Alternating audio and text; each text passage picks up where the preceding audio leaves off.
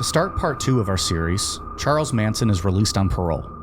The model citizen that he is, he quickly skips town. Today, we'll look at how he recruited for and built the Manson family, discuss the merits of the Beach Boys classic Kokomo, talk some LSD, and learn the history behind the Spahn Ranch. I'm Mike. I'm Ian. And I'm Dave. If you think the Beach Boys music might have been better with Charles Manson in the band, stick around. Couldn't have been worse. This is Necronomipod. I only recall meeting him once. That was when we were invited to Dennis's home to have dinner. And what if the Manson family tried to get into the shower with you, right? No, what it was is we had dinner, and then they adjourned to a den, and Charlie turned on a strobe light and passed out. It was supposed to be LSD, which I never had, so I declined. And I didn't join in that party. We were the only people. Bruce Johnson and I went for dinner at their invitation, and we were the only people with clothing. It was rather unusual. So I left. I didn't get involved in that whole mess. All right, so let's kick this show off today with I'd like to issue a public apology to Chipper Jones, who I erroneously maligned last week. And when you were saying that, I was like, God, does he know how wrong he is? I just let you sink, pal. I forgot that a guy even existed, so... It was in fact John Rocker who was the dickhead that I was thinking of, and I don't know what I was thinking, but it was not Chipper Jones. So thank you to the 300 Atlanta Braves fans that let me know this week. God damn. So I knew John Rocker had said awful things about New York. Oh, well, thanks for correcting me. I didn't know it was the same thing you were talking about. I didn't know he played for the Atlanta Braves. For some reason, I had it in my head it was like with Boston. Because I know Boston and New York, hate each other. I didn't know it was the same thing. What are you going to do? Nobody's perfect. Nope. Including John Rocker. That's true. And apparently the subways of New York. But yeah, apologies to Chipper Jones. Yeah. Seems like a swell guy. He's a good, I've seen him in a good few ball player, right? Kicked our ass. Yeah. See you I next don't week. feel one way or another about him. He's all right. So you're probably a Pittsburgh Pirates fan anyways. When was the last time they did anything? Never. Like a long time ago. Roberto Clemente time. Yeah. Yeah, take that from two Cleveland Browns fans. What have you guys done recently? Fucking pathetic. Do you guys even know what the playoffs are? I believe Dave made the prediction that the Cleveland Browns were going to go to the Super Bowl this year. Did I make that prediction? I believe so. Talent was there. That's ridiculous. Was it this year or am I thinking of way last year? It might have been last year when Baker was still on the team and stuff. That might have been. Before I just know everything he made imploded. all right, well, even still, I'm making fun of him for it now because I didn't then. He made the prediction they were going to go to the Super Bowl. They did not even make the playoffs. I make that prediction all the time. Johnny Manziel, we're going to the Super Bowl. Nope. All 115 quarterbacks we've had since 2015. Yep.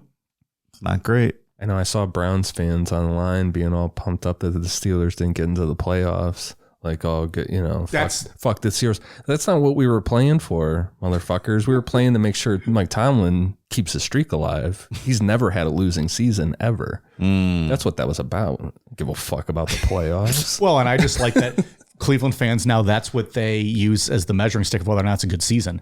Did the Steelers make the playoffs? That's right. No. Fuck yeah! We won! Pricks. Yeah. Never had a losing season. That's crazy, right? Is that right? Mm-hmm. Tomlin never has? What did he just end at, 9-8? Yeah. That He's is only crazy. their third coach. That's wild. That is wild. Chuck Knowles there like 50 years? Hey. Long time. You give us Mike Tomlin, and I'll start eating uncooked pizza. Deal? It's a fair trade. Is it though? Shh. You guys are in for a world of trouble the next month as Tom Brady, with his crap-ass team, rolls his way through the playoffs and wins the Super Bowl, which he will do. And what are you guys going to say at that point?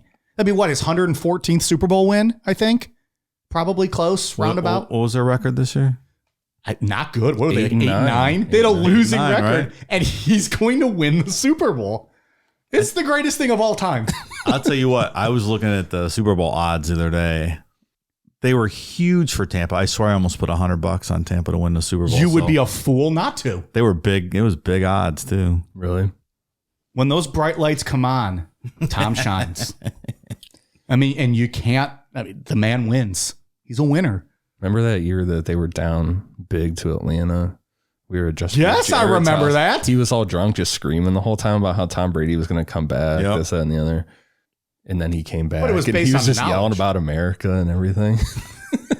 When Tom Brady wins, America wins.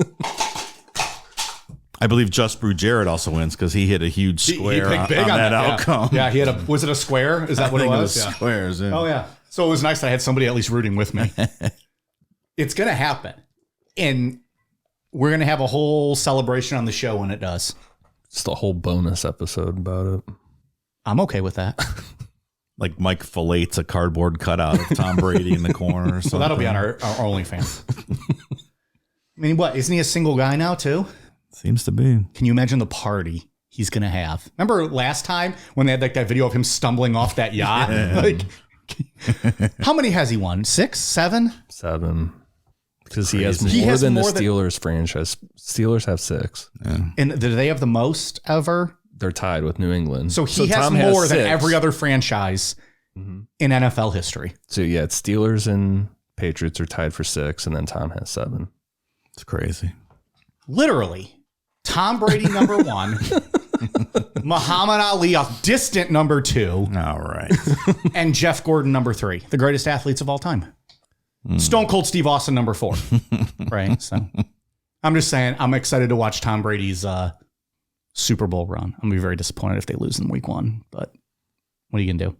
They won't. They are not going to the Super Bowl. Who do they play? I don't even know. Sports Talk with Dave, Mike, and Ian. Who are they playing round 1? I don't know. Fuck. We'll see. All right. Well, speaking of round 2, It's a great segue. I'm a professional.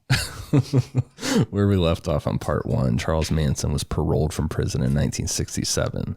At that point, he was 32 years old, and he had spent more than half of his life in prisons and other institutions. One quick note before we move forward. He was paroled in 1967. The Tate and LaBianca murders happened in 1969. So the rest of this series, we're focusing on a 2-year period. This is really quick that all of this happens. After his release from prison, Charlie was supposed to stay in Los Angeles, California as part of his parole. In true Charles Manson fashion, almost immediately he hitchhiked out of LA to Berkeley, California. During his time in jail, Charlie had heard about the hippie movement and Haight-Ashbury and thought, fuck, I got to check this out. He could take his guitar there, maybe expand on his music and see what he had been missing. Because in prison, his last stint, that last 7 years, he focused everything on playing music and his guitar. So he's ready to expose his talents to the world. The world is his oyster. He's going to do a music. Things are looking great for him.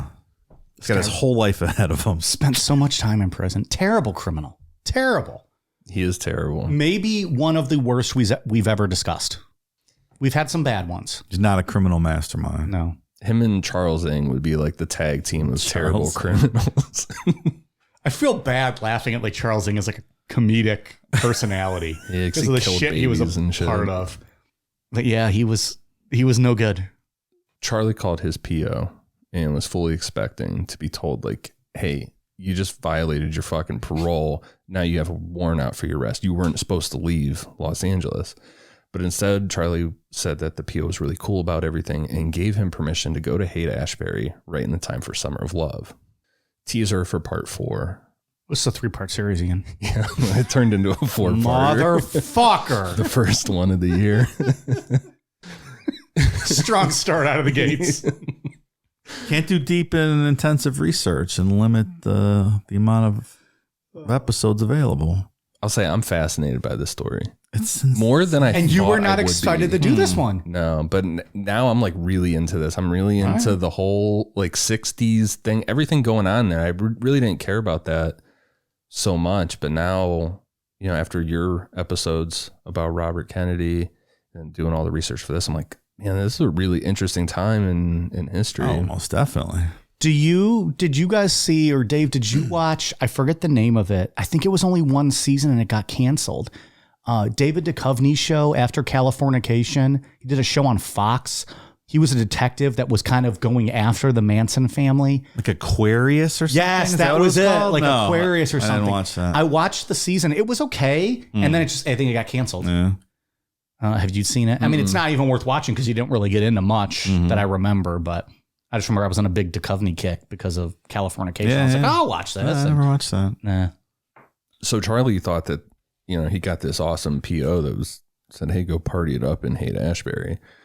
But when he called that number, he ended up being transferred to criminology doctoral researcher Roger Smith. Roger Smith worked at the Haight-Ashbury Free Medical Clinic, and that facility had been receiving funds from the CIA to study the effects of LSD in Haight-Ashbury under MKUltra. Patients of the clinic became subjects to this research, and that included Charlie and most of his followers. MKUltra, I've never heard of that. What's that? He's being serious. Yeah. No. No, for real. He don't fucking remember. So, Well, how does that call forwarding work? That's interesting.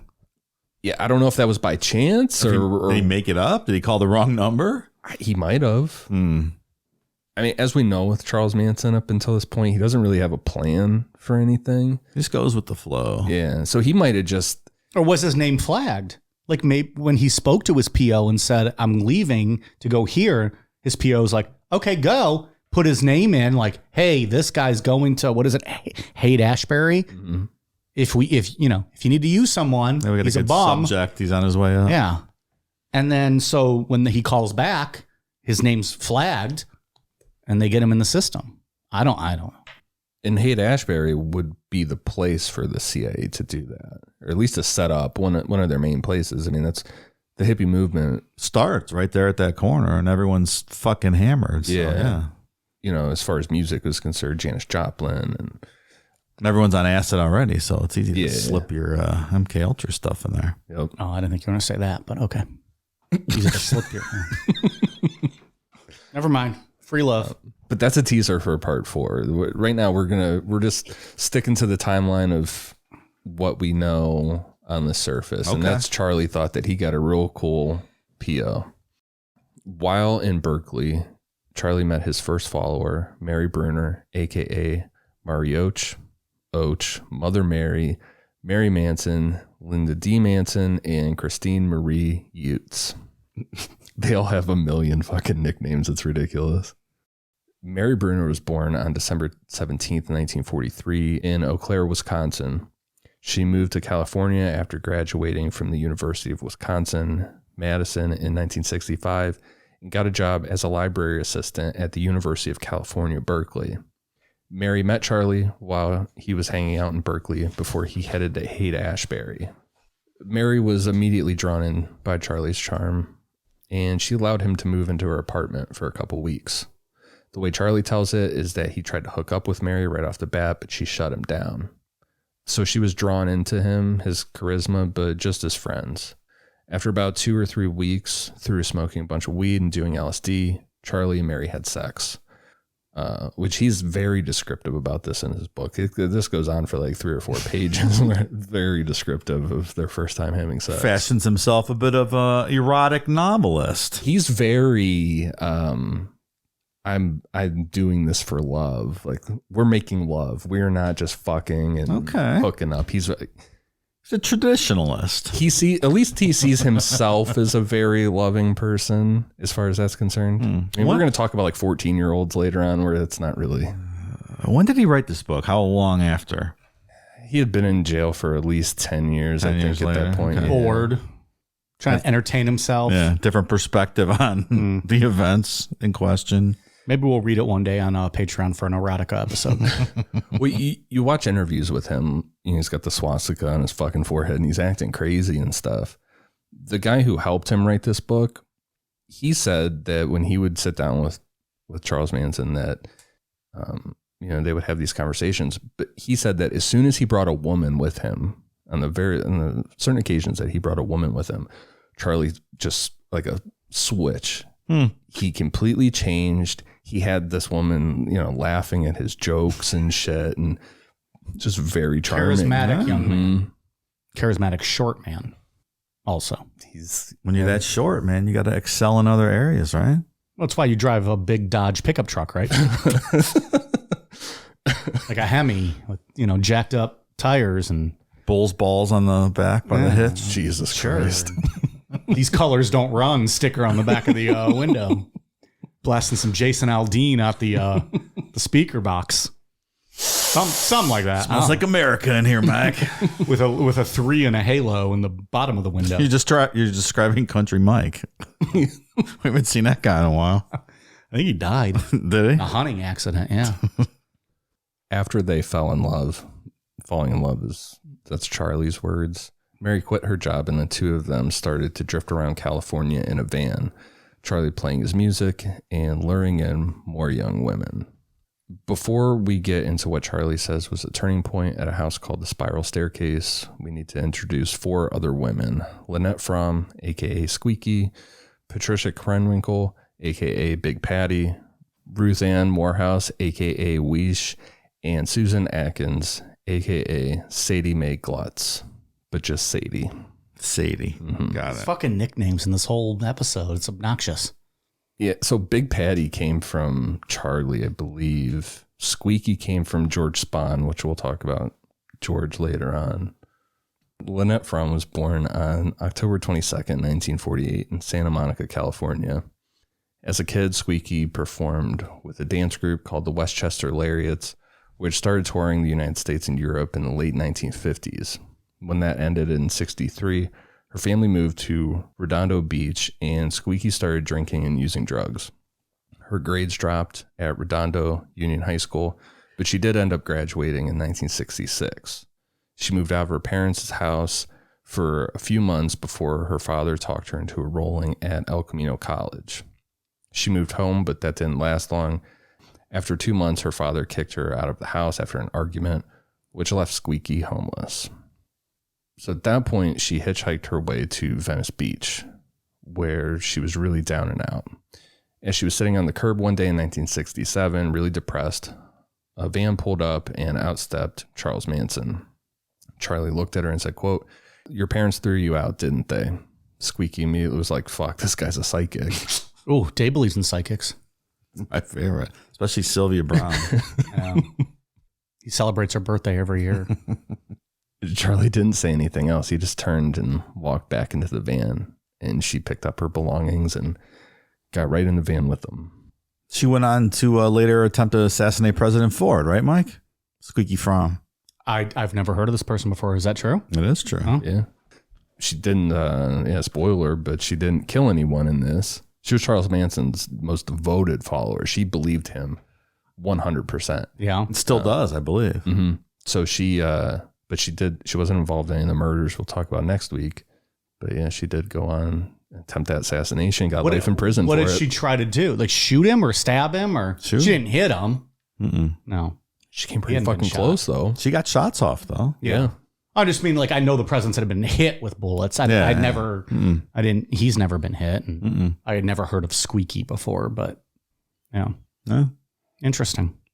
So think about this story when you think about kicking your kid out of the house for arguing with you. There's Charlie Manson's out there waiting to pick her up. Might try to shoot the president one day. That's right. Next up, Patricia Krenwinkel was born on December 3rd, 1947 in Los Angeles, California.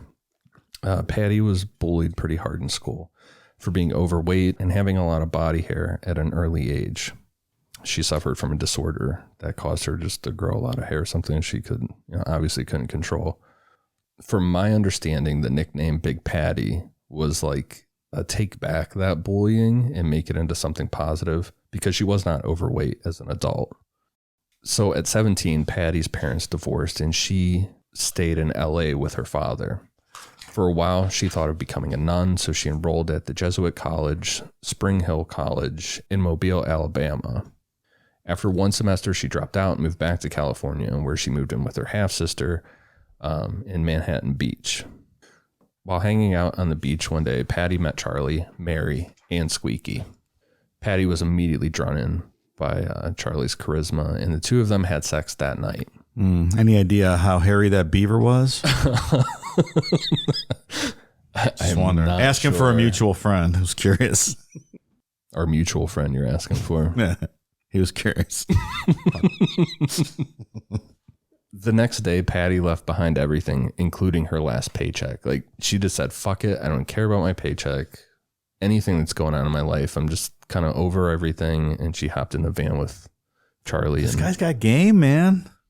Yeah, I watched a documentary last night called Manson, The Untold Story. It was on YouTube. It's like a 2-hour documentary, but it focuses a lot on the music. There's a lot of video in that documentary that I'd never seen before of him talking and smiling. You can see it. When he doesn't have a swastika tattooed on his fucking forehead and, you know, this huge beard and the long hair and he's all dirty and stuff. And it's like the skull. Doesn't he almost have like a skull at one point? Yeah. You can see it for sure. Yeah. Next, Ruth Ann Morehouse. She was born on January 6th, 1951 in Toronto, Ontario, Canada, and was the 4th youngest child to Protestant minister Dean Allen Morehouse. Dean was born in North Dakota and moved to Canada, but then relocated to California after Ruth Ann was born. In 1967, Dean Morehouse picked up a hitchhiker who ended up being Charles Manson. Dean, being a good preacher, invited Charlie back to his house for dinner and let Charlie spend the night. The two of them talked about the Bible, sang songs, and played a piano that Dean had. Charlie was so into the piano that Dean just gave it to him. It's like, here, have this piano. That's a nice guy. As with a lot of the story, the timeline is murky, but Charlie would visit Dean off and on. And pretty quick after being given that piano, Charlie traded it in for a Volkswagen microbus that was painted all black. On one of these trips back to Dean's, after Charlie traded the piano for the bus, he started to show an interest in Ruth Ann, who was only 15 years old at that time. Ruth Ann hopped in the bus and went off with Charlie, which resulted in Dean reporting her as a runaway. They were caught on July 28th, 1967, and Charlie was arrested, but he was quickly released without issue. Maybe something to do with the MK Ultra stuff, but he did not get in any trouble for this. But quite an accusation. He's gotten in trouble for everything else in his life, except for this time. And he was still on parole? Yeah. Interesting. I mean, he raped this girl. I mean, it is what it is. You know, he talks about it in his book like it was this making love thing. You know, she in the book she says, what about my daddy? He said, I'm your daddy now. Ugh. Yeah. Cringe. Not great. What was the age of consent back then, though? I mean, there used to be a lot of wacky age of consent laws in this country. I think it's still like 11 in Alabama. But did you know, like I was reading about this one time, like back in the 1800s and stuff, like the age of consent was like 7, something like really weird stuff. It's like evolved over the past 150 years. Doesn't sound like the greatest time to live in. 7? I'm like, what are you talking about? Well, that was like middle age back then, right? Right. It's true. You only lived till you're like 24 years old. So yeah, that's a weird thing. When he talks about her in the book, or in his book, he points out that the media ran with this idea that he was the most evil man in America and he was going to take your kids. He could take your kids from your house and manipulate them. He said that Ruth Ann was the only person he took. He would admit to taking her because she was underage, and he coaxed her. He pushed for her to leave her situation, but everyone else that he was accused of taking, they were already gone. They were already thrown away by society. Take that for what you interesting outlook, or of perspective. This story is so all over the place. So trying to stick in chronological order, we'll get into the rest of Ruth Ann's story in a little bit. But the last one for now is Susan Atkins, aka Sadie. Sadie was born on May 7th, 1948 in San Gabriel, California.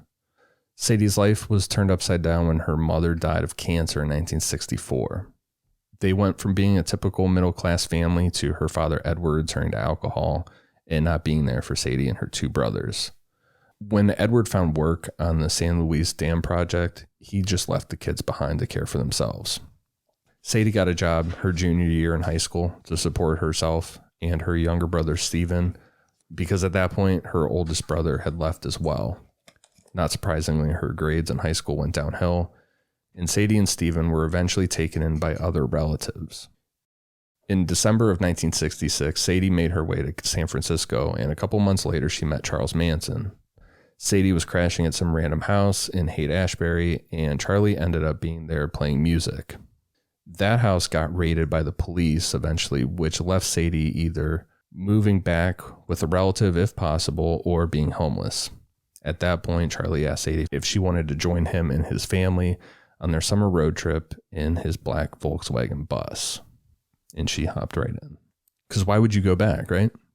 If you were her at that moment? What do you have to go back to? Nothing. Yeah. Potentially nothing. You got this fun little guy who plays the mean guitar. And he's got 3 women with him already. Three women and a guy hanging out. So like it must be all right. Doing acid, so the 3 girls weed. are fine, yeah. We just get high all day. Listen to him play music. That's all he does. This is all focused on Charles Manson's music. Could be worse. So the foundation of the Manson family had been started. Charlie, Mary, Squeaky, Big Patty, and Sadie, they're all in the Volkswagen bus. And 15-year-old Ruth Ann is at home wanting to run away back to be with Charlie. Also at this time, Mary is 5 months pregnant with Charlie's second son, Valentine Michael, a.k.a. Pooh Bear. Pooh Bear. So how did they fund this vagabond lifestyle of theirs? Well, to eat, they figured out a lot of getting food out of dumpsters. Like when places would really, said to buy it today. Well, it's 2 days later and it's not that bad. Mm-hmm. That kind of stuff. Selling some weed when they could, some acid when they could. Charlie a couple times said that he met up with people that he had known from prison previously, like had numbers that he took with him. It's like, hey, when you get on the outside, call me up. Call up some of those people, find them. Okay. Shit like that. It's all kinds of different stuff. Nothing is consistent here. Nothing is, there's no concrete plans really happening. This is every day is where the day takes us. Yep. As of right now, that's what Charlie Manson is promoting to people. He's doing this guru thing at this point. Take it a day at a time. This is all love. All material items gone.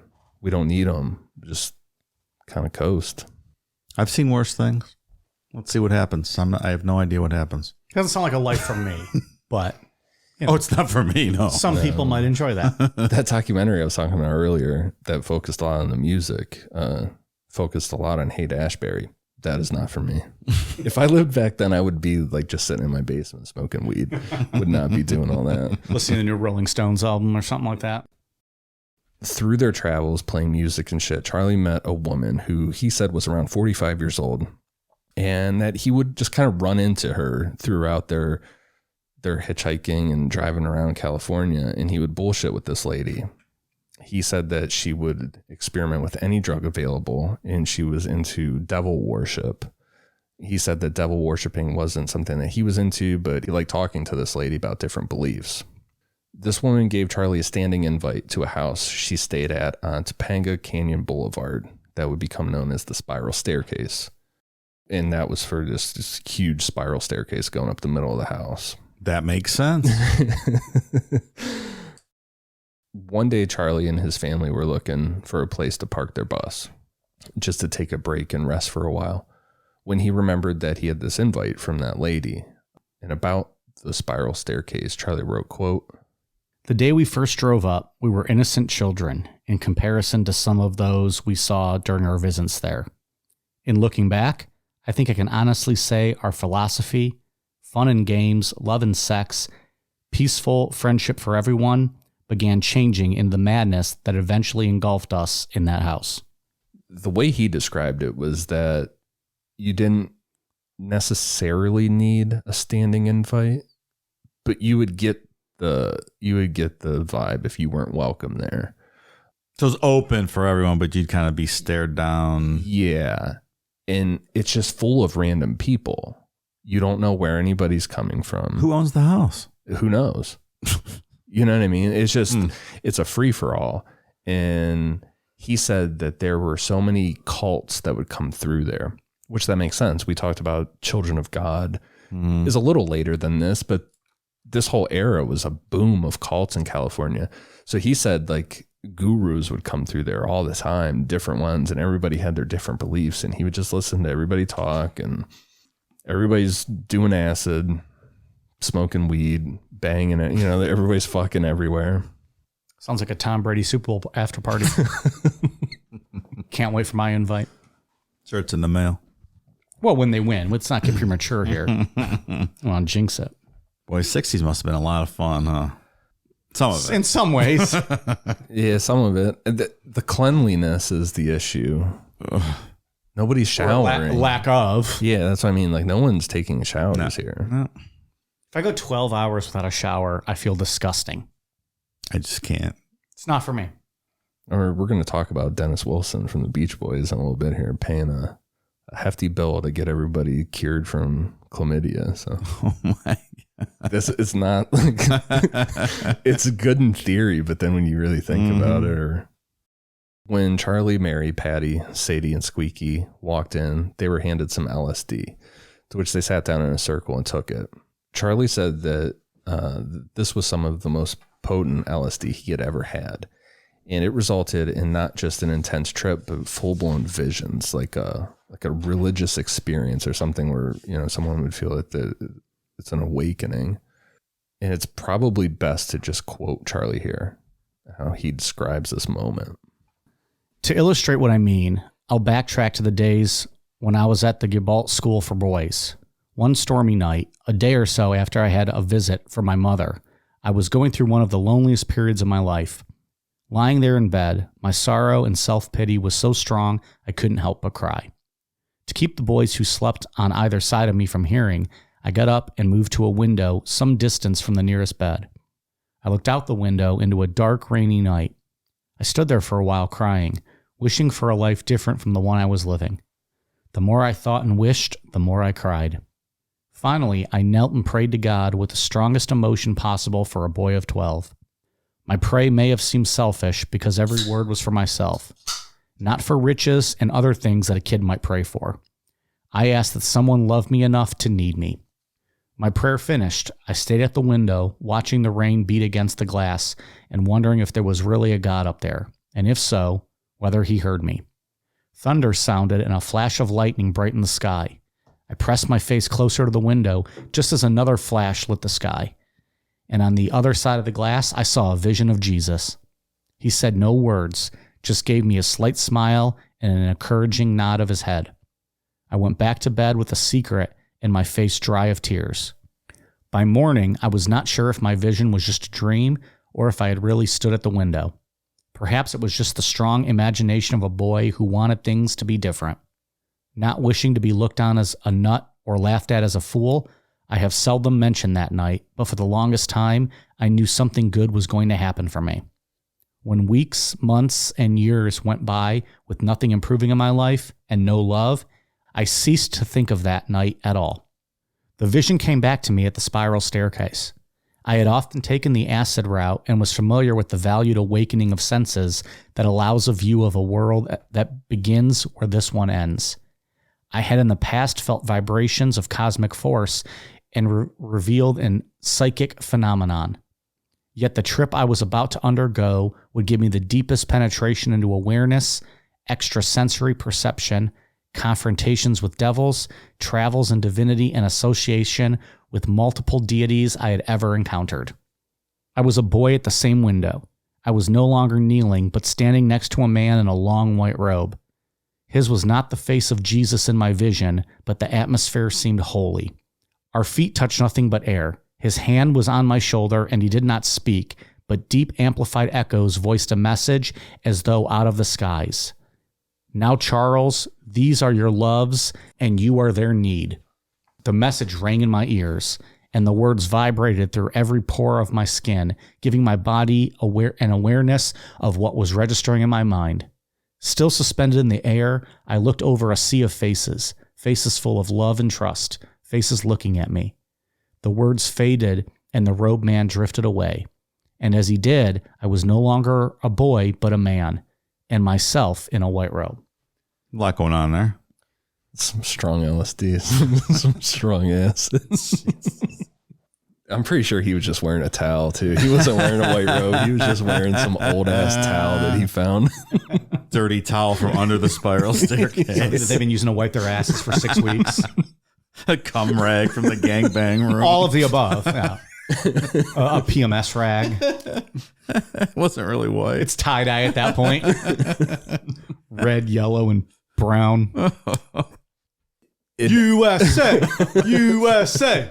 USA! While he's having this crazy experience, he said that like he could read people's minds, like, and talk to them telepathically. Like he wanted a glass of water or something. He like nodded at Sadie and she brought him water. Oh, I'd love to be able to do that.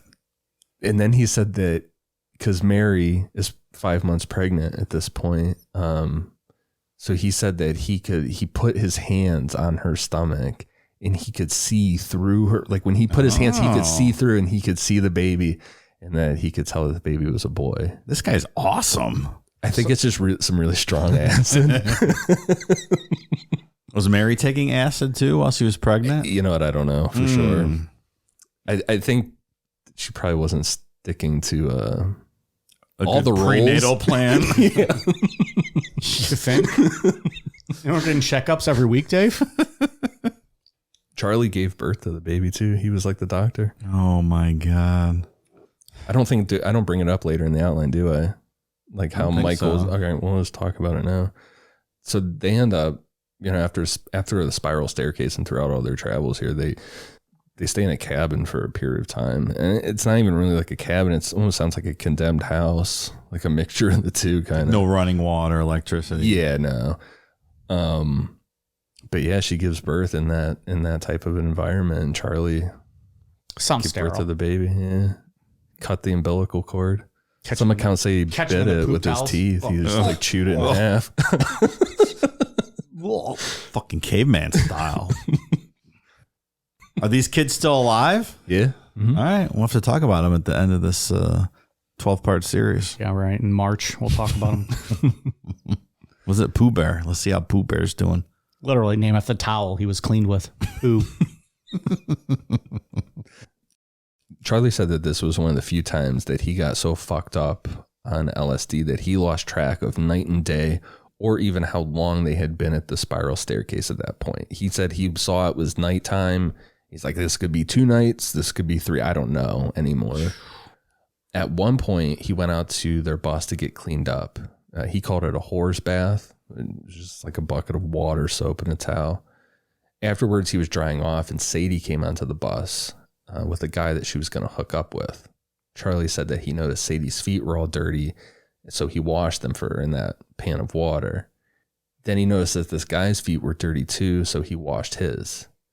Sadie took this as a religious experience, like Charlie was Jesus, and she said, quote, Charlie was dressed in a white robe, and I had so much love for him, I thought he was Jesus.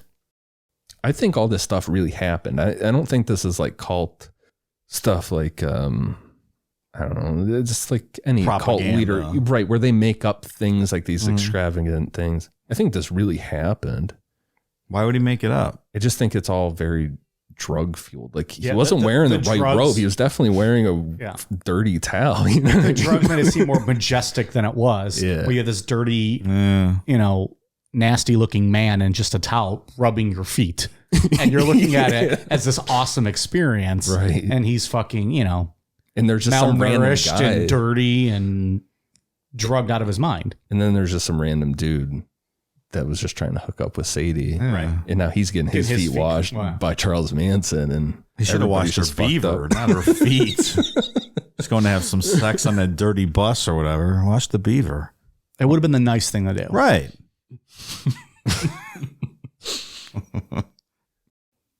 This episode is sponsored by BetterHelp. Have you ever lost a job, had a bad breakup, or simply just felt stuck in life? Ever wish life came with a user manual, much like our cars or appliances do? Wouldn't that be great? Lost your job? Turn to page 63. Just got dumped? Turn to page 32. Feeling depressed? That'll be on page 104. Unfortunately, it's not that simple. However, BetterHelp Online Therapy is basically the next best thing. So the next time you're feeling stuck, why not check them out? BetterHelp therapists are trained to help you figure out the cause of challenging emotions and learn productive coping skills, which makes therapy the closest thing to a guided tour of the complex engine called you. BetterHelp has connected over 3 million people with licensed therapists. It's convenient, secure, and accessible anywhere, all done online. Therapy can have many benefits, be it learning new coping skills, self-empowerment, dealing with trauma, or even having a clearer mind. Look, everyone deserves to feel their best, and BetterHelp makes it easier to get started. They're the world's largest therapy service and offer all the benefits of in-person therapy, but are more convenient, accessible, and more affordable. After filling out a brief questionnaire, you'll be matched with a therapist, and from there, if things aren't clicking, you can easily switch to a new therapist whenever you'd like. It couldn't be simpler. No waiting rooms, no traffic, no endless searching for the right therapist. So get unstuck with BetterHelp. Learn more and save 10% off your first month at betterhelp.com/necro. Again, that's BetterHelp, HELP.com/necro. After this, the group quickly grew to between 12 and 20 people, and the bus really wasn't working out. And the microbus didn't fit 20 people? That's the thing about his group, the Manson family, is there's these core members, but it fluctuates. You know, I think as high as 35 people, you know, all together. Drifting in and out? Yeah, people kind of drift in and out. Sometimes, you know, somebody would join, you know, quote unquote, join for a week and then they'd pop back up a month later, stuff like that. There's no consistency here, really, besides the core people that we've talked about so far. And there's some others that we'll bring up later. So one week the bus might work, the next week maybe it doesn't. Yep. And they needed he was looking for some consistency, or at least thinking about it, like we need to figure something out. And this brings in Sandra Good. Sandra Good was born February 20th, 1944 in San Diego, California. She was the daughter of an aeronautical engineer, and she was different than the typical Manson family member. She was from a wealthy family. Her parents didn't like kick her out or anything like that. She was just seeing what Haight-Ashbury was like and that whole hippie movement was like.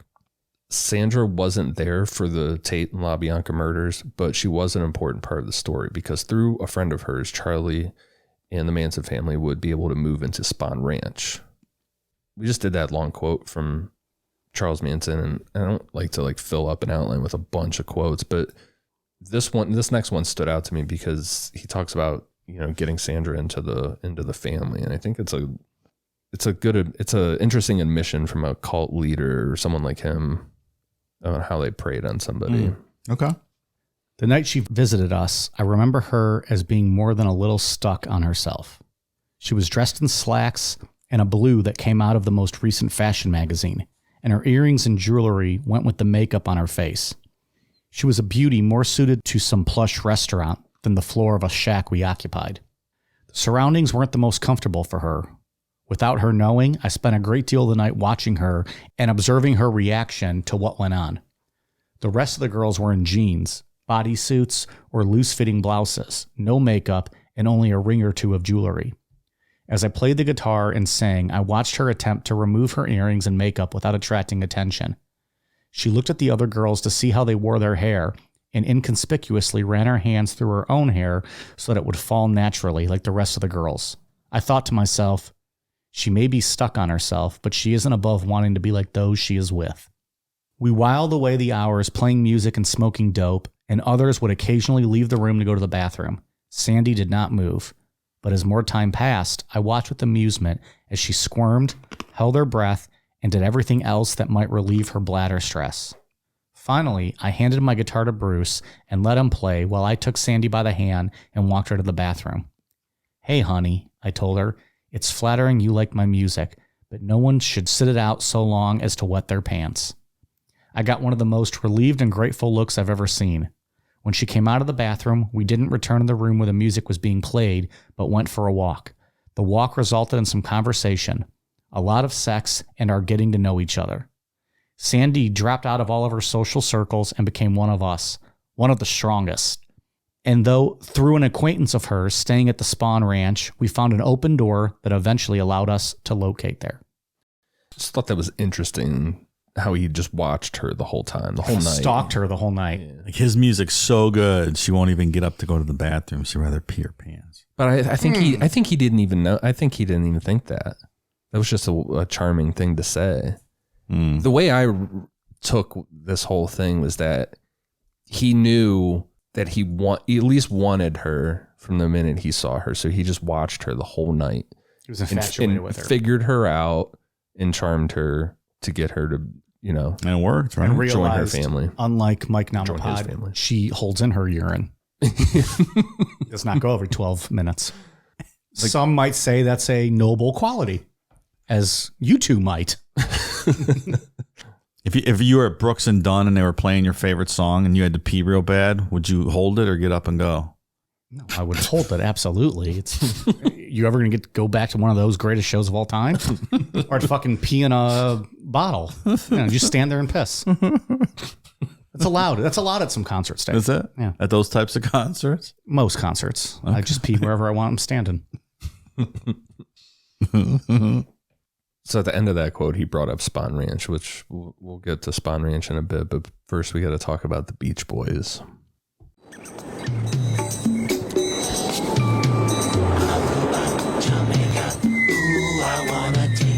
Bermuda, Bahama, come on, pretty mama.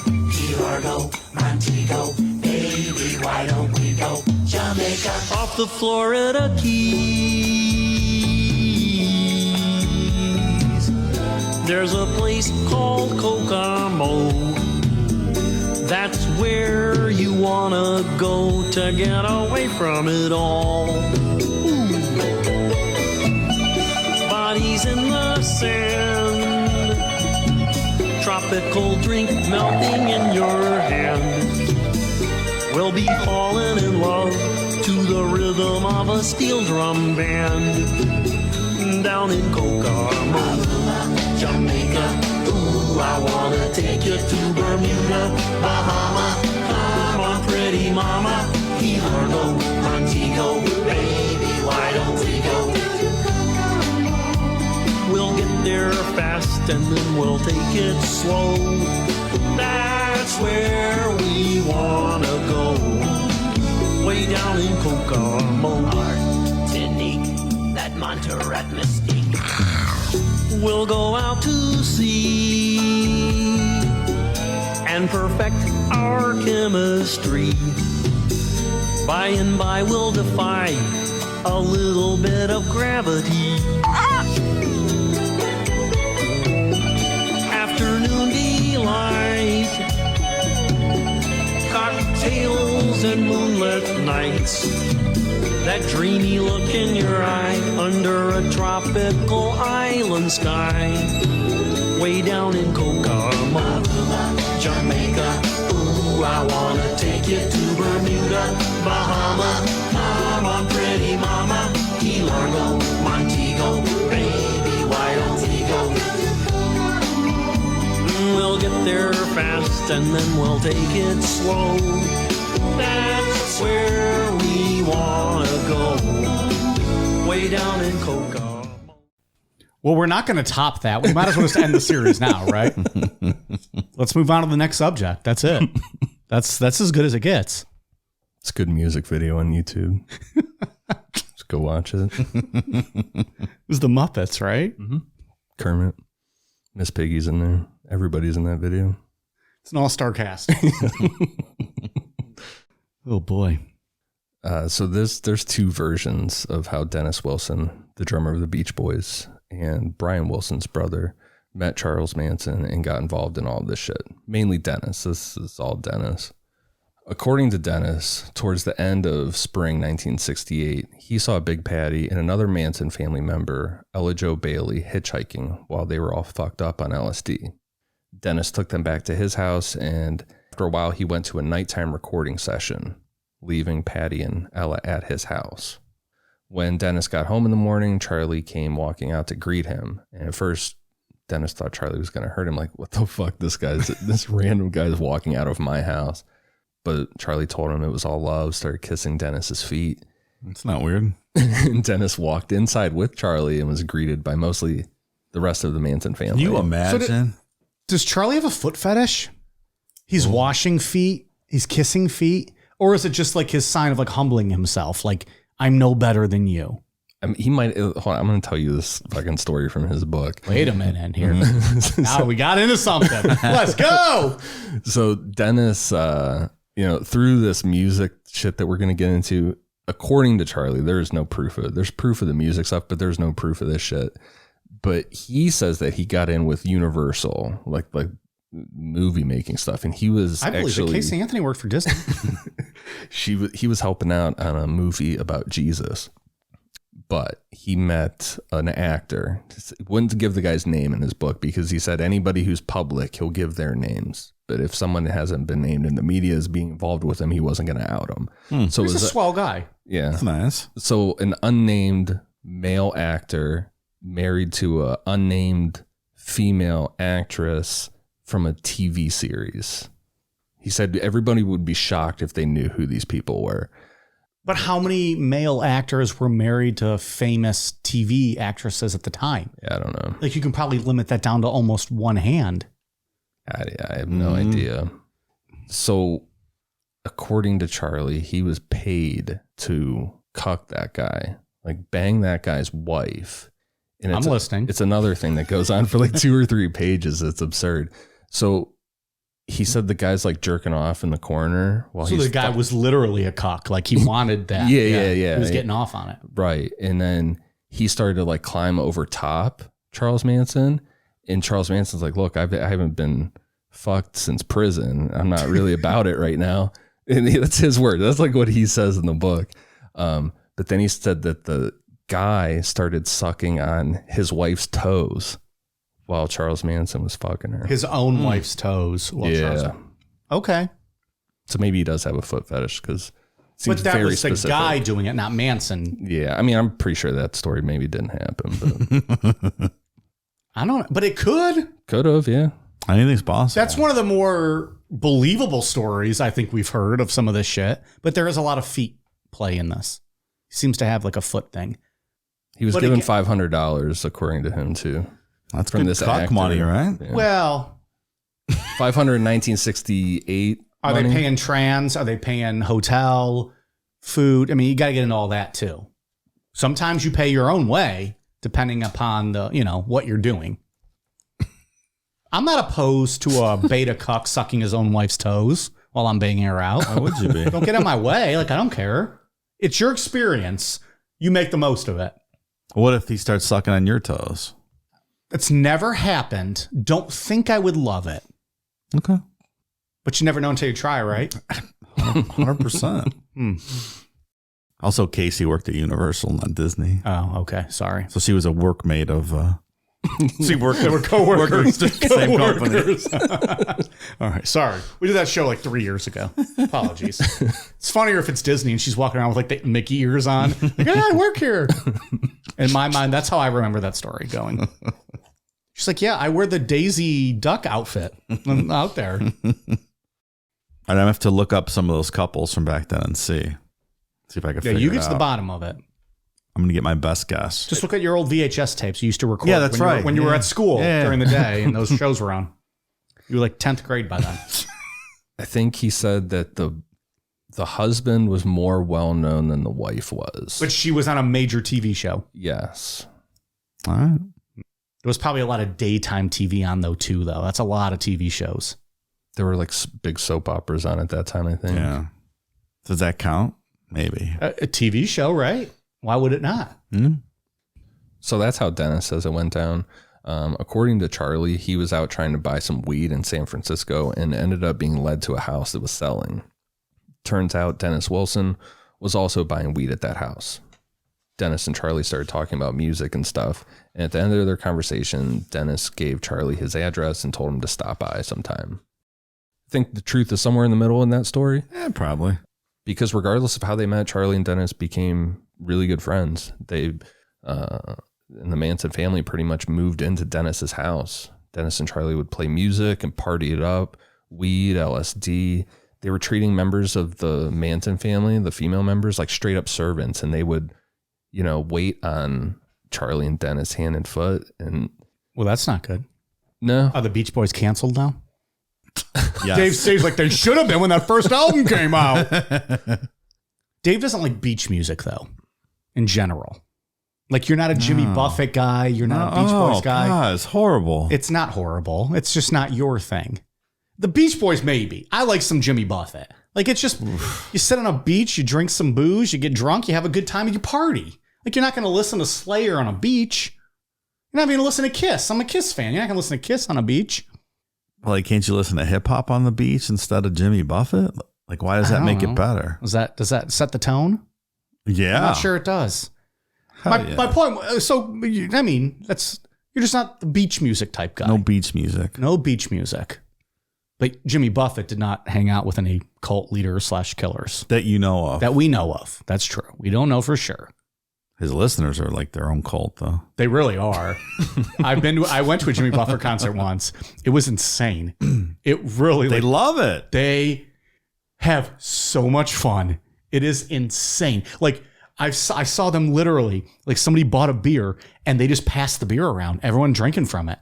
Like, you didn't know these people drinking just out of the same cup of beer. Like, it was as close as I would ever get to, like, this free love movement. Because, like, I'm not doing anything else. I'm not even taking a sip of that beer, but I'll watch you do it. And I'm going to keep on going.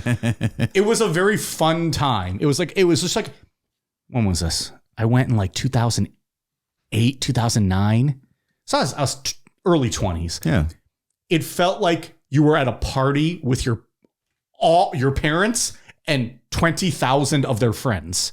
That's what it felt like. Like, I was the youngest one there. Well, it sounds all right. And it was a good time. It was fun. And I would say that, again, I'm not a huge Jimmy Buffett fan. I think he's better than the Beach Boys. Like, I can listen to more Jimmy Buffett than I can the Beach Boys. If Kermit's singing the Beach Boys, all right, I'm in. As Ian is too. He was very excited to play that clip. I understand what the Beach Boys did for music. I understand that they were the first of that West Coast surf rock to start a West Coast East Coast, West Coast war of the surf music. Yeah, I agree. I acknowledge their place in music history. Yeah. I just don't like it. It's just not for me. Like, there wasn't anything like the Beach Boys until the Beach Boys happened. Yeah. Question for you, Ian. Did you know who the Beach Boys were before Full House? Absolutely not. Me too. Full House. That's what introduced me to the Beach Boys. Muppets and Full House. Yeah, fuck yeah. I think that's one of the things I find so interesting about Dennis Wilson and Charlie Manson being good friends and doing all this shit is because when I think of the Beach Boys, I think of Full House. I don't think of having a mansion full of people doing LSD and crazy shit. Dave wants to go see Bob Saget stand up because he thought it was going to be fun, wholesome entertainment. And he walked out because he was so offended because of how, volatile he was. Some other people did. I know. I told half of a story there. Dennis paid for Charlie to record a demo of his songs. And through that friendship, Charlie was introduced to Greg Jacobson, who was a songwriter for the Beach Boys, Terry Melcher, and Rudy Altobelli. Oh, Altobelli!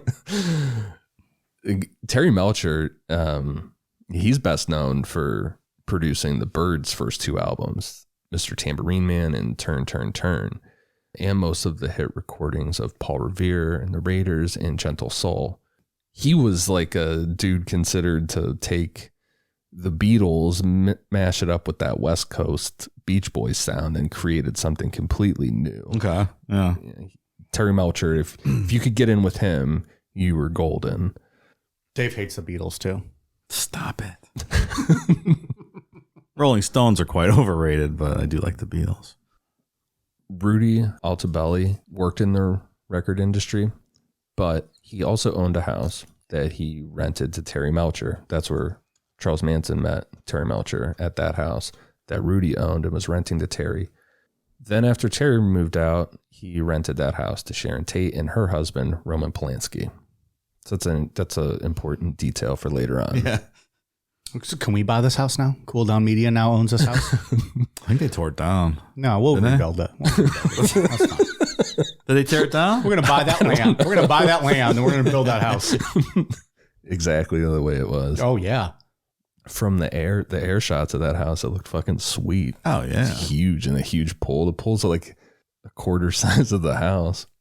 It's like up in the Hollywood Hills. Is that where that's at? Yeah, very secluded. That's all right. Can we change the pool to a hot tub, though? I prefer a hot tub. Both. Half and half. Sure. All right. I don't need a pool. I just a quick dip and then give me the hot tub. It's a little warm out there. Sometimes. That's what you need, one that you can just like transition over to. Yeah. Like you don't actually have to get out of anything. You just hop in, just swim over to the hot tub. I understand that. I'm just saying I want the bigger part to be the hot tub. I feel like that's where I'm going to be partying. So I have my Cristal. The hot tub part. Like drowned after 20 minutes of being in that sun, being all fucked up. There's a very good chance it's going to happen. Yeah. I mean, I'm not going to be in the middle of the day. It's me at nighttime. It doesn't matter. I might die in there, but that's fine. That's a Hollywood story, right? Absolutely. This is Mike Nalapod's true Hollywood story. He was doing fine. And he moved to Beverly Hills or Hollywood Hills. Got himself a hot tub. Decided he'd sit in that in a 105-degree day, drinking Cristal. 20 minutes later, he was dead. Greg Jacobson said that people were sold on the whole Charlie Manson package. That's the whole package. That's not Charlie Manson, the recording artist, which we'll play one of his songs later on. The whole Charlie Manson package is him, Squeaky, Mary, the girls around him, just his whole aura of who he was. The Manson family. Right. When you put Charlie in a recording booth with none of that, he was good. He's a good musician, but it wasn't the same. At least not to record producers and things. They were sold on him in the Manson family, like the whole package. So at this point, from someone who's learning this as we go, obviously, hey, spoiler alert, learning as we go. Did he want to be a famous musician? Did he want to have people worshiping him? I think this is all because of his musical career. He wanted to be a musician. Yeah. And I think so when we get to part 3 and we talk about his rejection from the music industry, I think that is what caused all of this, in my opinion. That would line up. Interesting. All of these people tried to dial everything back after the Tate and LaBianca murders. Like, oh, we don't know who Charles Manson is. Yeah. Who? Oh, seen that guy before? Never heard of her. And at this point, we can bring Ruth Ann back into the story. On one of Charlie's last visits to Dean, Ruth Ann was crying and wanted to leave with Charlie. Remember, she's only 15 years old at that time. So even after Dean reported her kidnapped and he got arrested, he was still going back and visiting? Or is that kind of wishy-washy on the timeline? It's wishy-washy. I don't know. You don't know for sure. Yeah. But Charlie told her to get married to break away from her father. Like, get married to a guy and then you don't have to answer to your dad anymore. Now you answer to your husband because that's how we treat women these days and age. But hey, free love. Woo! Fast forward to Dennis Wilson's house in spring of 1968. As soon as Ruth Ann turned 16, she married some random guy named Edward Lewis. And then the next day she left him and went to find Charlie. Jeez. Poor Ed Lewis. Hey, what happened to that guy? Yeah. Can we cast the spotlight on him? He's probably like, thank fucking God. Right. Bye. So now Ruth Ann is with Charlie and the Manson family at Dennis Wilson's house. Dean figured out where they were and showed up ready to fuck Charlie up. When Dean got there, Charlie came out, knelt down, and started kissing Dean's feet. Again, motherfucker. Just admit you have a foot fetish and we'd all feel better about this. Quit making it awkward for everybody. Like kissing or tongue? Is there tongue involved in this? Oh, God. Is the tongue coming all the way out, Mike? It's especially because nobody washed. Like, Right. they're all unkept. Dean's probably the cleanest one, right? He's just a preacher. It's true. I like to think he bathed before he showed up. Yeah, Dean probably had running water. But still. Although they're at Dennis's house now. They should be a little bit cleaner, You would think. I would think. Like there's a mansion. But they're place, not. right? Let's not pretend. They're not fucking bathing. Why are we pretending like they're bathing? They're why? not. Because they're on LSD and they're just banging and he's playing guitar. The girl wouldn't even go piss. She's going to go shower? I don't think so. Can't stand to be away from him long enough to go shower. It's fucking gross, man. And now he's just putting his tongue up all in their toes. I don't think he was tonguing Dean's toes. We don't know. I was just asking the question. We don't know what kind of kiss. Maybe it was a French kiss on the toes. Charlie talked Dean into relaxing about wanting to beat his ass and got Dean to take some LSD with the group. Turns out Dean was a big fan of LSD, and he spent the rest of the summer living in Dennis Wilson's guest house in exchange for taking care of the landscaping. Who's preaching to his congregation back home? They're going to go the way of the devil if he's not there to keep him on the right path, right? The story is so fucking happening weird here. I'm going to go to this house. I'm going to fuck this guy up. 20 minutes later, he's sucking my toes. I'm doing LSD, and now I'm the gardener. Of the And he's Beach banging Boys my drummer. 15-year-old in the corner. Jesus. Another thing regarding Ruth Ann and the involvement of all these powerful guys in music, Terry Melcher started an affair with Ruth Ann, which, I mean, call it what it was. It's rape. She's only 16. Regardless of what the age of consent is, nobody should have been having, doing this with this girl. Yep. He tried to hire Ruth Ann as a maid to have her closer to him, but Terry's longtime girlfriend shut that shit down real quick. She's like, no, that's not happening. The next member of the Manson family to introduce, and this is a big one, is Charles Watson, aka Tex. Tex Watson was born on December 2nd, 1945 in Dallas, Texas, and grew up with that classic all-American life. He went to church, was an honor student, editor of the school newspaper, captain of the football team, and set records for hurdling at his high school. After high school, he went to the University of North Texas. And then in January of 1967, Tex got a job as a baggage handler at Braniff International. And through that job, he got tickets to travel sometimes. Tex used one of those tickets to visit his brother in LA. And Tex was real into everything that was going on in California in the late 60s. It was kind of a culture shock for him. I bet. And Texas is where we get that stuff that I talked about last week, where in the media it was portrayed as, here's the devil.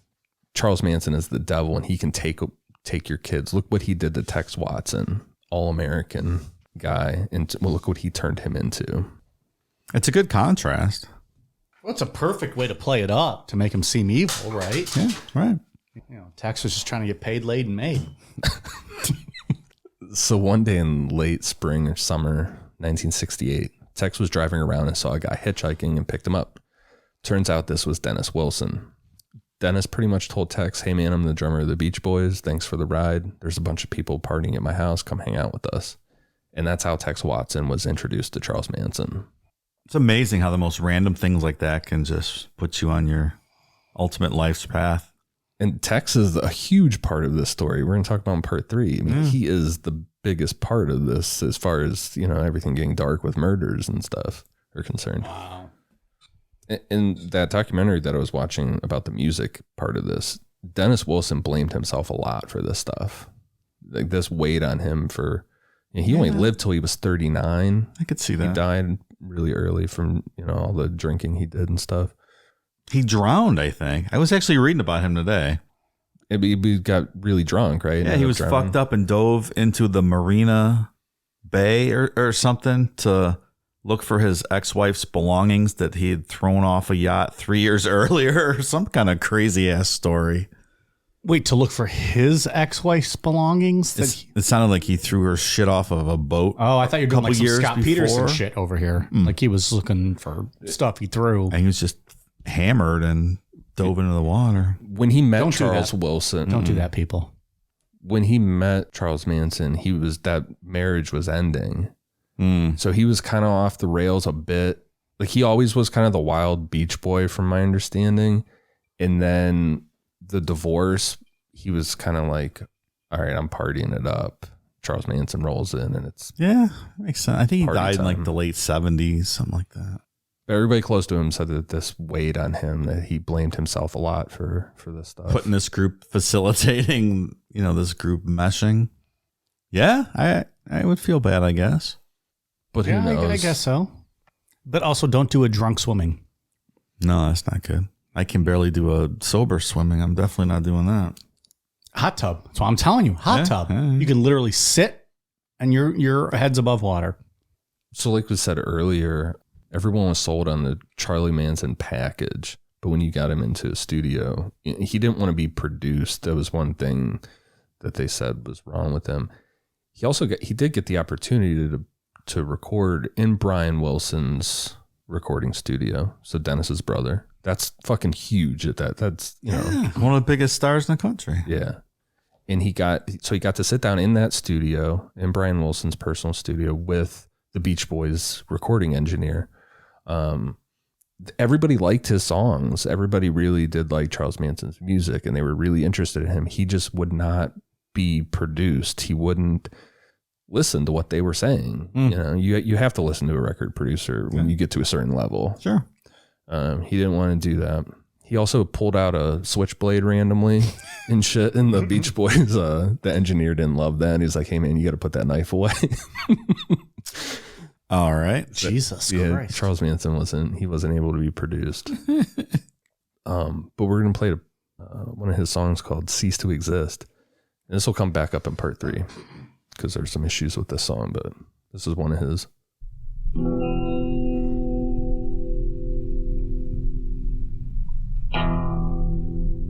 Pretty girl, pretty girl.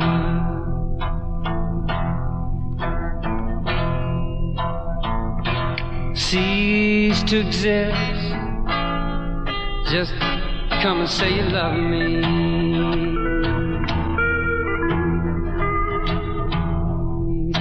Give up your world. Come on, you can't be. I'm your kind, oh, your kind I can see. Walk on, walk on. I love you, pretty girl. My life is yours. Yeah, you can have my world. Never had a lesson I ever learned. But I know we all get our turn. I love you. Never learn not to love you. Submission is a gift. Go on, give it to your brother. Love and understanding is for one another. I'm your kind. I'm your kind. I'm your brother. I ever learned, but I know we all get our turn, and I love you. Never learn not to love you. Never learn not to love you. Never learn not to love you.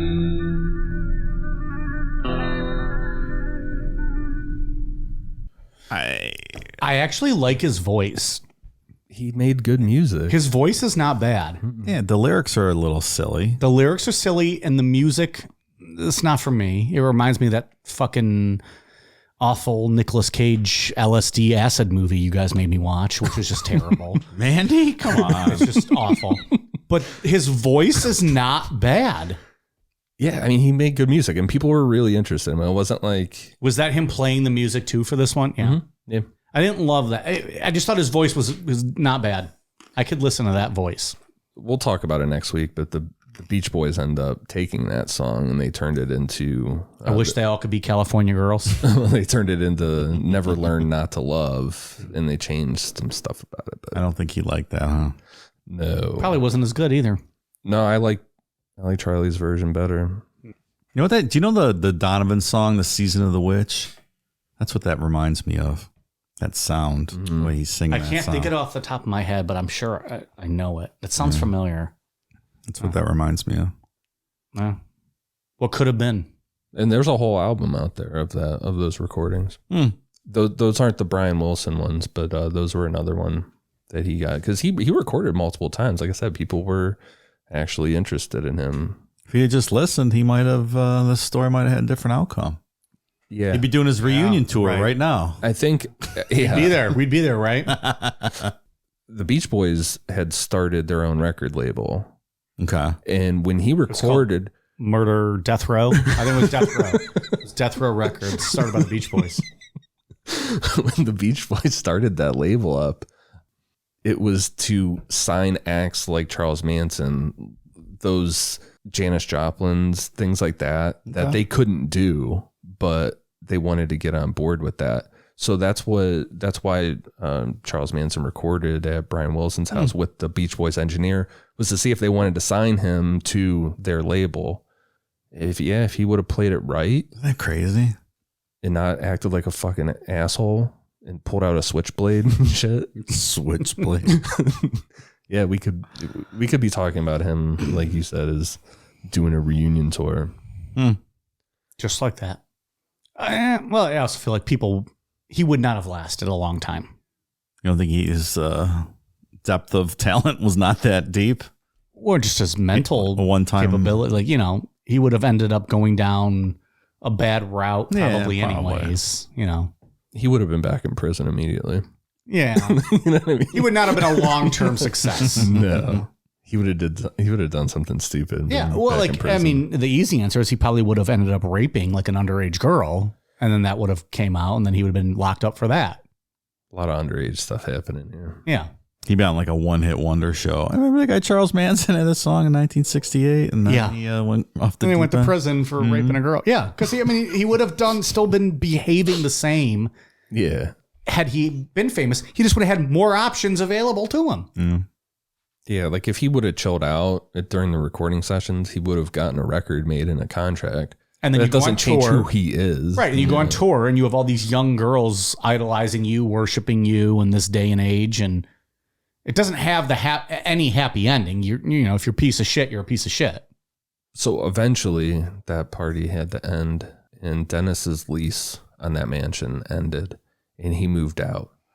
The way that it's told is that Dennis was out of town doing some Beach Boys stuff when the lease ended. And so he called Greg Jacobson and was like, hey man, the lease is done. I'm not coming back there. The party's done. So Greg Jacobson is the one that told the Manson, Charles and the rest of the Manson family to get out. Get the fuck out. But they still stayed friends. Him and Dennis were friends at this point, even after, all this partying stopped. We'll talk about it next week, how that all ended. But as of right now, they left on good terms. And from here, this is where they got their, they're homeless again at this point, and they're trying to figure out where they're going to go. And that's when Charlie remembered that Sandra Good had a friend in at Spahn Ranch. And that's where they would live until the Tate and LaBianca murders. Some background on Spahn Ranch. In 1947, Lee and Ruth McReynolds bought a 55-acre plot of land on western part of Los Angeles County, and they built a western movie set, which it's a crazy spot. It's like a 45-minute drive, something like that, from the city. Yeah, it's pretty close to the city. Yeah. Right, and you just drive like 40 minutes, and it feels like you're out in the middle of the desert, like this big ranch. Well, we're about 45 minutes from downtown Cleveland, and you get out here and it's a different tide out here. It's true. Just saying. But yeah, it's still LA County. It's right there. Yeah. Yeah, we're a different county, I guess. So that makes it different. But yeah, we're a bit rural at times out here. It's been pointed out by a bunch of cult experts like Rick Ross and stuff that this was a perfect location for him because he still had access to the city for music purposes and stuff like that. But Spahn Ranch provided the seclusion needed for a cult leader at the same time. Makes sense. There was another movie ranch nearby named Iverson Ranch that filmed big westerns starring people like John Wayne. Till the commie pinko bastards moved in, Pilgrim. There he is. He's here. When that ranch was booked, the McReynolds figured that they could be the fallback ranch, or maybe, catch some B-side movie business that didn't want to pay for Iverson. And their venture was fairly successful, but they sold it in 1953 to George Spahn. George owned a very successful milk business in Pennsylvania, but he wanted to see what was going on out west. So George and his wife packed up their 11 kids and moved out to LA. But they got divorced pretty much as soon as they got there, and his wife took the kids.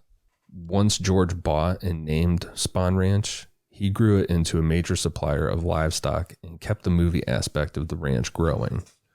George added a bunch of Western themed sets, like he built up on what they already had. And several B movies were filmed at Spahn Ranch. Howard Hughes's Outlaw was one of the most notable, along with several episodes of Bonanza. After Bonanza, Westerns started becoming less popular, and Spawn Ranch turned into more of a tourist spot. Like, look where all these shows were filmed and stuff. And at the same time, George was running a horse riding business. Like, you could rent a horse and go on guided horse rides. By 1968, George was 80 years old and blind and still running his business with the help of a few people. Isn't it wild that all those shows used to be Westerns on TV? Yeah. Isn't it very strange? It just doesn't seem like something that would ever be popular, but for some reason it really was. Like 50s and 60s, all these Westerns on TV. A lot of Western movies, Western TV shows, Bonanza, Gunsmoke, all that stuff. Is there a theme to that, though? Like, you know, you get to the 80s and like it's the Star Wars, the Star Trek type things. Like, maybe there's a theme to that, kind of? I don't know. Like, people go through phases where, like, that's, like, the hit thing. Like, you want to watch that. Yeah, like, one does good, and they keep making more and more and more, and then sooner or later, I feel like everything on TV is a Western. Yeah. That's, I don't know. I guess, yeah, it's certainly more with the TV shows. Like, you know, you got your reality TV and all that, and it just goes on and on. Like, nowadays, it seems to be, like, the CSI the law / hospital / the criminal fireman shows and stuff, right? Yeah. Yeah. I guess Star Wars, Star Trek's not the best. Well, Star Trek was a TV show, right? It was. There was no Star Wars show. I know that much. They couldn't get Hermione to sign on for a show. I remember that. I read that in the tabloids. Well, she was too busy getting banged out by Teddy Roosevelt. She couldn't make the schedule. Stop. Drop. Shut them down. Open up shop. Whoa. No, that's the way Rough Riders roll. What do you want? I mean, is what it is. But yeah, there's those themes, right? Like that makes sense. There was the Westerns, and then now it's like the crime and EMS type shows. Like the 70s was a lot of police shows, right? It's just, that's still now police shows. Interesting how like the Law and Order. eras. How many different Law and Orders have there been? Yeah. And the NC, like you said, the NCIS and the Criminal Minds, and yeah, that's a recurring one, I guess. Yeah. And which one you watch? 911. I do watch 911. Yeah, just the stuff like that. Like, it's just ongoing. Mm. I don't know. It's a theme, kind of. And like in the 2000s, it was a reality show, like Jersey Shore, The Real World, Real Housewives. Like, people ate that shit up. Dance Moms. That was the thing. They're still doing Jersey Shore reunion, like actual new shows. Like, that's like, I don't know, reality TV became a thing. They're still doing new Real Housewives. And then that led into like the game shows, like the American Idols, the Dancing with the Stars, the America's Got Talents, you know, all that shit. Like, it led into all that. TV's just always been kind of like a theme that catches on, and then you ride it for as long as you can. So when Charlie showed up, you know, George was 80 years old and blind. He had some people on the ranch, but he was happy to have young people. And Charlie didn't tell George how many people were coming. Like, he made it just seem like a couple. And there's two different versions. You know, Squeaky will say that she was living with George because she wanted the house. Everybody else was like living in shacks and shit. Okay. Like, really roughing it. She wanted the house. She wanted to live in the house. She wanted to running water and stuff. So she would fuck George sometimes. Oh. She took care of. I just want to smell his dick. I didn't say that, for the record. I don't want to smell George's dick. I thought you had a thing for Squeaky. Nope. So yeah, she would fuck George. And you know, she would take care of him, make his food and stuff. And not a bad deal when you're 80 and blind, right? George was very happy with I that bet. situation. Yeah. How many times did they replace Squeaky with like a dog? I would like to know. Well, so there's another version of the story, or though. A plunger. Plunger. There were other women, Manson family women, that were kind of would rotate with Squeaky sometimes. Like jobbers. Like they're trying to work themselves onto the main card. So like the abusive version of this is that Charles Manson instructed them, told them, this is what you're going to do to keep George happy and make him not question things. Squeaky maintains that she did it because she wanted the house. Yeah, sometimes you got to sing for your lunch, right? She wanted comfort. But there were allegations that he may have made other people suck him off just to be relevant, stay around. Just to keep him happy, just to not... Him be in good standing. Yeah. He said that very forcefully. Suck him off. Suck him off. I think the truth is somewhere in the middle there with like everything with this story. Me? Suck him off? I think it's in between breasts. No, you said suck him off. Holla, holla. Suck him off. Well, I will not. Suck him off. I'm not hollering that one. When it's forced. God damn. I want you to go out there and suck him off. Mr. McMahon over here. As 1968 was winding down, on November 22nd, 1968, the Beatles released the White Album. And that's where we're going to pick back up on part 3. In part 3, we'll get into Helter Skelter, Charlie's weird obsession with dune buggies, the Tate and LaBianca murders, and the trials. And by that, we mean in part 3 and part 4. Yeah, we'll see where... We'll try to get into all see where this one lands. When do we get to talk about how stunningly hot Sharon Tate was? Next week. All right. Okay, that's going to be a thing. I'm going to have to do a Google. Oh, man. I know what Sharon Tate looks like. I didn't know she was like a full part of the story. Oh, yeah. Yeah, she's like the main part. Okay. Next week. Or one of the main parts, the biggest part, I guess. Mike's like, did you guys know Sharon Tate had anything to do with Charles Manson's story? No, I literally didn't say that. You said Sharon Tate's going to be involved, and I said, oh, that'll be interesting to learn about. I don't even know who the broad is. I think she did a movie once, right? She might have done a movie, yeah. Can't wait to learn more. She didn't blow JFK, so I'm not aware of her. It's out of your scope, right? It's not something I would have ever researched or read about or watched on the documentaries. She was not on Real Housewives of I blew Charlie Manson and he sucked my feet. Or whatever the fuck's else going on. All right, Dave, what do you got for Patreon? All right, I got the second half of that big list from last week. Oh, it was a big one. Plus all the new people. I'm just going to burn through it, though. It's a big list. You're literally going to burn the page and just not read them? No, I would never do that. That'd be extremely rude. Here we go. Thank you to new patrons Rose, Serenity Now, D Stains, Octawesome, Stacy, Krista, Jennifer Kelly, Roberto Espinoza, John Emmett, Wine Drunk Mike. Love that guy. Hate him. Kyle Brooks, Bradley Owen, Gavin Strong, Fuck Ian, Kill Dave, Marry Mike. Wow. That's rude. Very rude. Also, marrying me would not be pleasant. You made a grave mistake. But I'll fuck you over Dave's grave, so. Dave's grave. Sorry. Wine Mike. Yeah. Emma Gray, Caught in the Middle, Keely, Ron D. I want Dave to eat my ass while Mike watches. Hey, you're back. Now we're doing better. Some people here. might kill you. Some people might let you eat their ass. See? While Mike watches. What the fuck fetish do you got going on?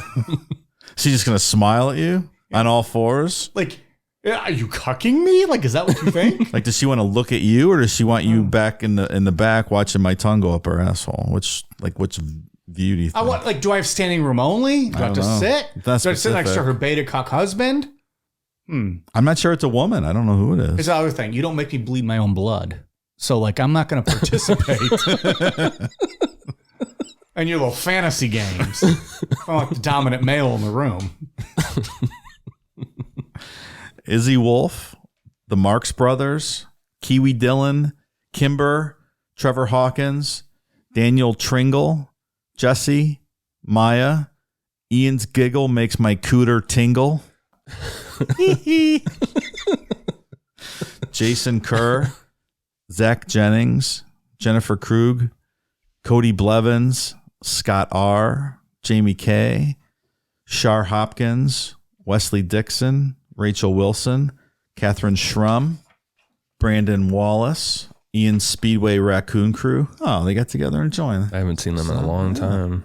Since they put that new thing in where you can't make a left turn in this. Oh yeah, it's a pain in the ass. Yeah, I don't go there anymore. So it's way out of the way. Those raccoons can fend for themselves. I missed all that. I don't go to Speedway anymore because you can't make a left turn. Oh, I see. Yeah. I just make the U-turn, the illegal one. Oh, Copper's got to catch me first, motherfuckers.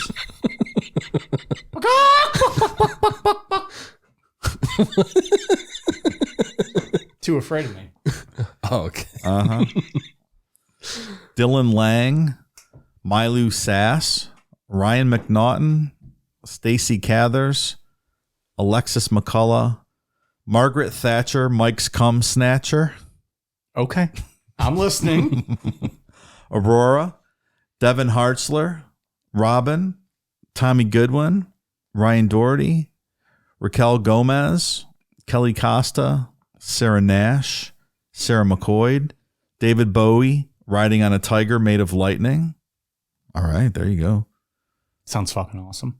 Elizabeth, Mo 50487, Anthony, Michael Hodjanacki, Charlotte, your pal Ren, Heather Eisel, Ravine with an E, Elizabeth Vicena, Joey Grable, Mary Fagan, Christopher McCall. It's literally like EH space EHH space EHHHH. It's funny. Michaela loves Ian. Sherry, no, we're not related, Bundy. Jake Rhino. GTR63. Sarah Spittler. Nicole Rice. Little Nelly Sparkles. Skyla E. Lisa Famalik. Karma Police 99. Ryan McGraw. Chatelain. Anne Frankenstein. Tracy Jennings. Brooklyn Plogger. Queefer Sutherland. That's funny. Dick His ain't. name is Kiefer. It's a funny play on words, Dave. Thanks, Mike. Appreciate that. Dick ain't 12 inches, but sure smells like a foot.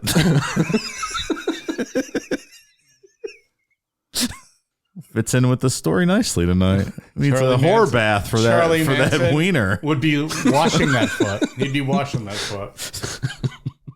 Jack Sidari, Annie Rubio, cream of some young guy, sex decliner 69er, sex decliner 69er. Sounds like Mike in college.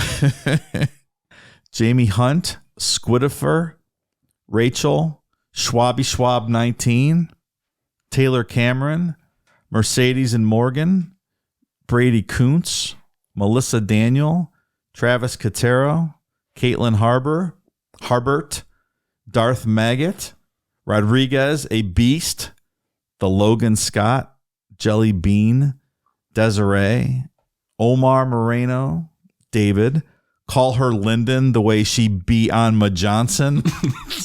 Jesus.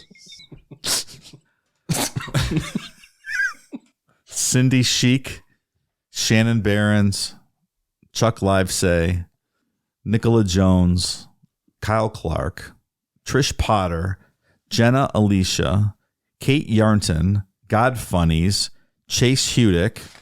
Page 3. Page 4. Joey Cable, Linda Imms, Abby Kitcher, Speed Tech, Chaleo Gooseman, Shania Brownowell, Sean Dobry, Leslie Amick, Tanner Hammonds, Elizabeth George, Tony McGaw, Not a Hot Pocket, Cody Smith, and Eve Meelan. Thank you very much to all of our lovely new patrons. Good job, Dave, reading all those names. Oh, thanks, man. It's not Appreciate easy that. work. You got through it. Some good entries in there. There's some good ones. What Ian, was that what do you- one about a foot? What was that? I may not be a foot, but I smell like one. My cock may not be a foot, but it smells like one. Something like that. That's a good one. That's fucking funny. I think it was page 3, Dave. It was near the end. Dick ain't 12 inches, There but it sure is. smells like a foot. That's funny. What you got? For iTunes, I have one for Mike's newest girlfriend wannabe. Hey, thanks. Hope that was 5 stars at least. It was 5 stars. Oh, hey.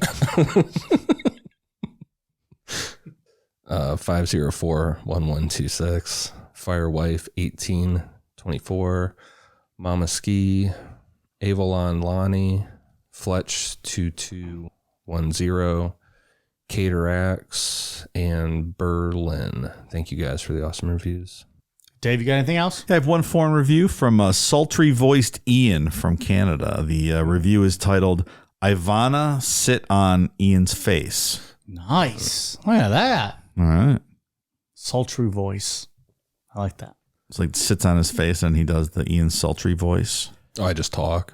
I like to think he does the Howard Stern, like the.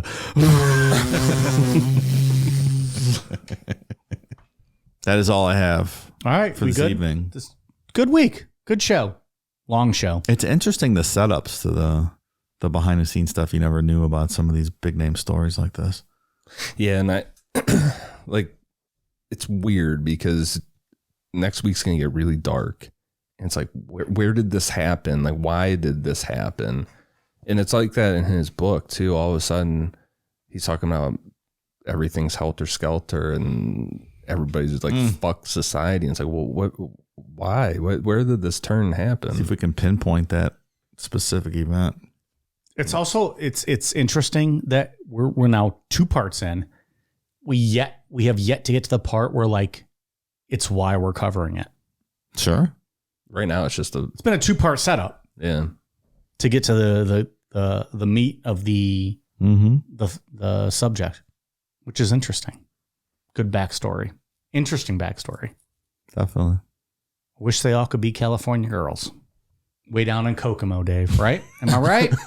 Of course. What is Kokomo? It's a made-up place. Just a made-up place? Yeah.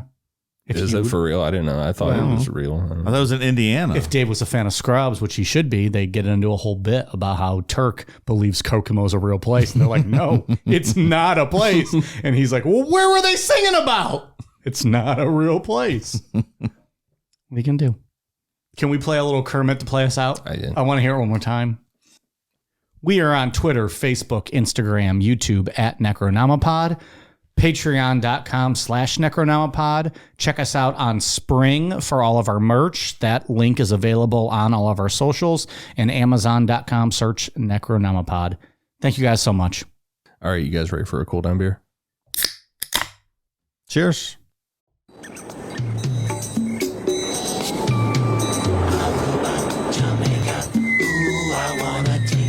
Bermuda, Bahama, come on, pretty mama. Key Largo, Montego, baby, why don't we go Jamaica? Off the Florida Keys, there's a place called Kokomo. That's where you wanna go to get away from it all. Bodies in the sand, tropical drink melting in your hand. We'll be falling in love to the rhythm of a steel drum band. Down in Kokomo, Jamaica, ooh, I wanna take you to Bermuda, Bahama. Come on, pretty mama, Key Largo, Montego, baby, why don't we go? We'll get there fast and then we'll take it slow. That's where we wanna go. Way down in Kokomo. Martinique, that Montserrat mystique. We'll go out to sea and perfect our chemistry. By and by we'll defy a little bit of gravity.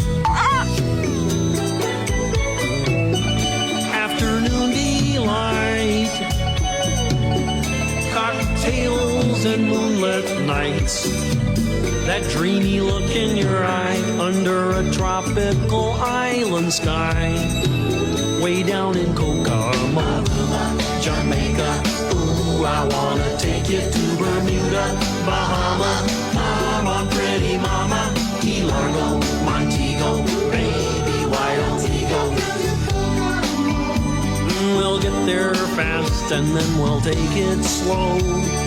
That's where we wanna go.